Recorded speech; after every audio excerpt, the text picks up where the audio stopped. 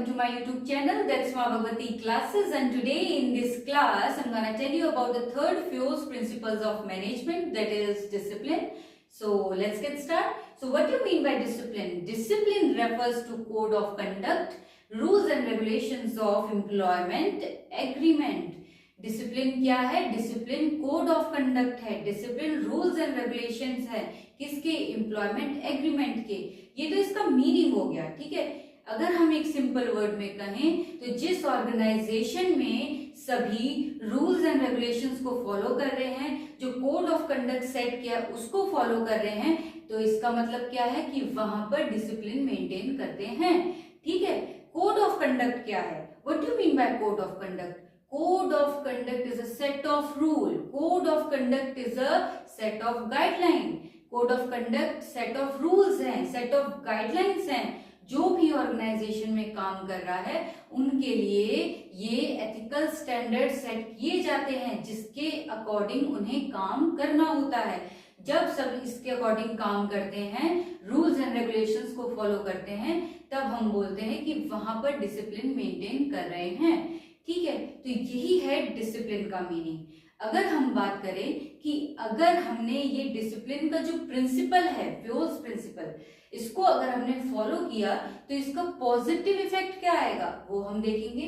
तो जो सबसे पहला पॉजिटिव इफेक्ट है वो है systematic working in the organisation. जब सब रूल्स को फॉलो करेंगे, जो गाइडलाइन सेट करी है उसको उसके अकॉर्डिंग काम करेंगे, तो जो सारा काम होगा वो सिस्टमैटिक वे में होगा, ठीक है। कोई भी चीज क्या है, मतलब सीक्वेंस वाइज रहेगी। ऐसा नहीं है कि आज ये काम कर लिया, आज वो काम कर लिया, नहीं। जो चीजें हमने सेट कर रखी है उसको हम सिस्टमैटिक वे में करेंगे, तो जो सारा काम होगा वो सिस्टमैटिक वे में होगा। क्लियर है? नेक्स्ट है इम्प्रूव एफिशिएंसी। ये एफिशिएंसी को भी इम्प्रूव करता है। जब हम रूल्स एंड रेगुलेशंस को फॉलो करके काम करते हैं, जो गाइडलाइन सेट किया है उसके अकॉर्डिंग काम करते हैं, तो हमारा जो काम जो होता है वो सही तरीके से होता है और हमारी कॉस्ट भी मिनिमम आती है। वहां पे रिसोर्सेज का वेस्टेज नहीं होता है, ठीक है। अब अगर हमने ये प्रिंसिपल फॉलो नहीं किया तो उसका इम्पैक्ट क्या है, मतलब उसकी कॉन्सिक्वेंसेस क्या देखने को मिलेंगे।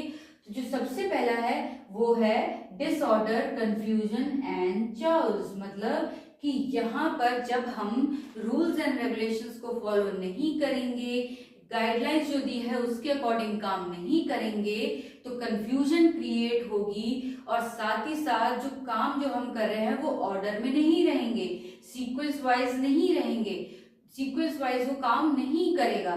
क्लियर है? तो इसलिए यहाँ पर डिसिप्लिन मेंटेन करना बहुत जरूरी है। नेक्स्ट है वेस्टेज ऑफ रिसोर्सेज। अगर हम इस प्रिंसिपल को फॉलो नहीं करते हैं तो यहाँ पर हम देखेंगे, यहाँ पर जो काम हो रहा है उसमें जो रिसोर्सेज लग रहे हैं उसकी वेस्टेज हो रही है। तब हम देखेंगे कि वहां पर जो काम हो रहा है इनएफिशिएंट वे में हो रहा है, ठीक है। वहां पर जो कॉस्ट आ रही है वो ज्यादा आ रही है। क्यों? क्योंकि रिसोर्सेज वेस्ट हो रहे हैं। क्लियर है? एंड जो थर्ड है डिले इन वर्क। अगर हम कोई भी रूल्स एंड रेगुलेशंस को फॉलो नहीं करते हैं, जो काम मन में, जो टाइम है उस जो मन में आया वही काम कर रहे हैं, जो टाइम हमें सुटेबल लग रहा है उसी टाइम में हम काम कर रहे हैं, मतलब अपनी मन की कर रहे हैं, तो वहां पर हमारे काम में देरी देखने को मिलेगी। क्लियर है? तो ये थे कॉन्सिक्वेंसेस। आई होप कि जो मैंने आपको समझाया वो आपको समझ में आया हो। अगर आपको समझ में आया है तो ये वीडियो को ज्यादा से ज्यादा शेयर करें ताकि मैं और भी स्टूडेंट्स तक पहुंच पाऊं। अगर कोई डाउट या कोई पॉइंट मिस हुआ है तो आप कमेंट सेक्शन में जरूर बताएं, मैं आपके डाउट्स को क्लियर भी करूंगी और जो पॉइंट मिस हुआ है उसको कवर करने की पूरी कोशिश करूंगी। And that's all for today. If you liked my video, then hit the like button, share with your friends, and don't forget to subscribe my channel. Thank you.